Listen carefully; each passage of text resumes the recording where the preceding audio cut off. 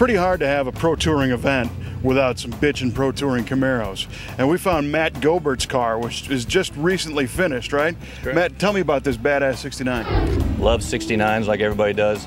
I didn't want the typical car though, so I love convertibles, and we decided to take this one and mini tub it and put all of the Detroit Speed catalog in it, their new subframe. And I love the LS motor, so we put a custom-built LS7 in it, a T56 six-speed, and we're eventually going to put a cage on it, and we're going to beat it to death. We're going to race it in every way you can think of. Very cool.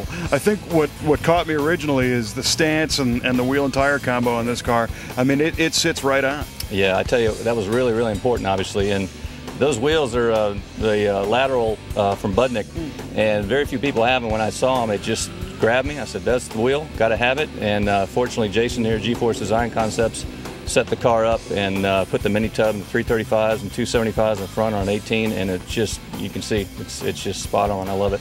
Yeah, and it's also got just enough of a modern appearance with the color combination and the interior. Take me inside the car. Well, I can credit a lot of what I did with the Detroit Speed test car, and they've got Recaro seats and the way the Detroit Speed dash is set up and the autometer gauges. And you know, I'm not trying to reinvent the wheel, but I just took a little bit of what I like from all these different cars and we put it into that, and it's just clean and it works and it's comfortable. Cruise control. John at Spear Tech did the harness for the car, and it just, we're still working on the tune because we only got a couple miles on it, but the interior is meant to do long haul cruising. And then once we get the cage set up, we're going to race it as much as we can, and my wife and I are just going to enjoy as much as we can. So it's very cool. Now, you have a lot of different directions if you want to put a Gen 3 motor in an older car, and you've gone with the LS7, which is about the baddest thing you can get now. And I really like the way you integrated the new technology under the hood. Again, it's very clean, but it looks like General Motors put this motor in.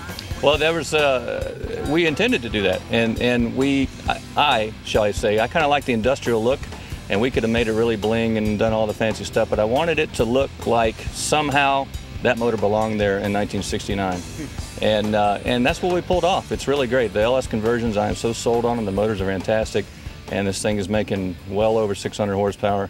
And we can't wait to break it in, but I'm just so sold on the motors. They're so reliable, and the gas mileage, the whole thing, and I just love them. So they did a fantastic job making it look like it's supposed to be there. It's seamless, and I'm never going to credit myself for the mechanics behind this, because Jason at G-Force, he did it all, he and his guys and Joe and everybody. But you know, I came up with the idea, and thank God I found those guys, and they helped me out and made it happen. Yeah, they obviously know what they're doing. What's the rest of the driveline? T56 six-speed is built up to handle about 800 horsepower. Ford 9-inch 370 gear, Curry center section on it, and of course bear brakes, all four corners. The new Detroit Speed front subframe, and that's pretty much a Textralia clutch. That's pretty much it. So what would you tell somebody who's about to embark on building a high-tech version of a cool Camaro?